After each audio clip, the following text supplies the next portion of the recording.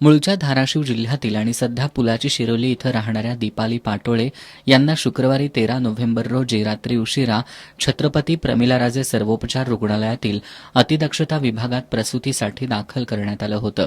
दीपाली यांच्या तपासण्यांमध्ये पोटातील बाळाच्या गळ्याभोवती नाळ गुंडाळली असल्याचं तसंच दीपाली यांच्या डोक्यात रक्तस्राव झाल्याचं निष्पन्न झालं होतं.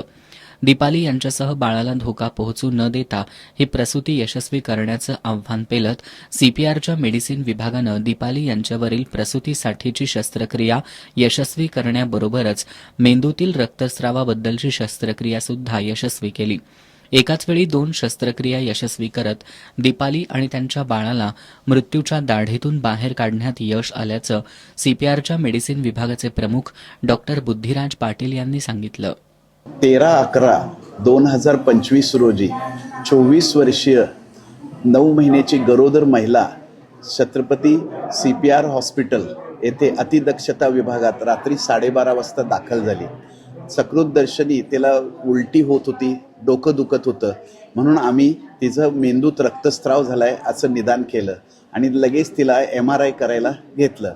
MRI केल्यानंतर तिच्यामध्ये मेंदूत रक्तस्राव झालाय हे निदर्शनास आलं.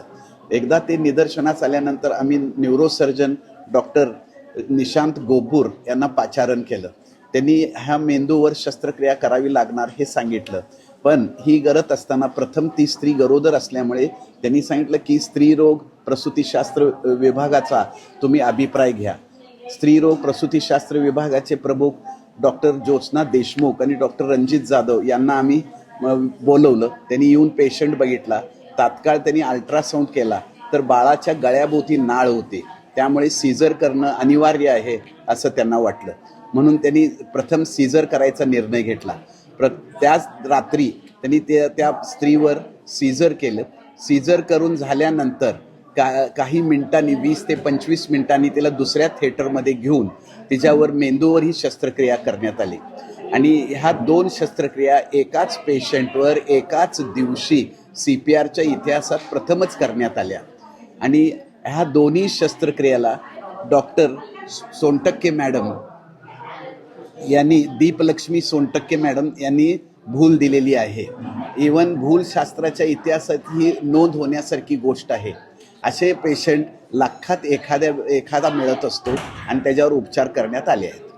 राजर्षी छत्रपती शाहू शासकीय वैद्यकीय महाविद्यालयाचे अधिष्ठाता डॉक्टर सदानंद भिसे, वैद्यकीय अधीक्षक doctor Bhushan Mirje, doctor Girish Kamble, doctor Anita Paritekar यांच्या मार्गदर्शनाखाली सीपीआरमधील रेडिओलॉजी विभागाच्या डॉक्टर स्वेनिल शहा, न्यूरोसर्जन निशांत गब्बूर, स्त्रीरोग आणि प्रसूती तज्ज्ञ डॉक्टर ज्योत्स्ना देशमुख, रणजित कदम यांच्यासह डॉक्टर संगीता कुंभोजकर, मंगेश शिंदे, श्रीकृष्ण हिरवे, कृष्णा डिंगरे, अनिकेत देशमुख, तन्मय आडे यांनी यामध्ये मोलाचं योगदान दिलं.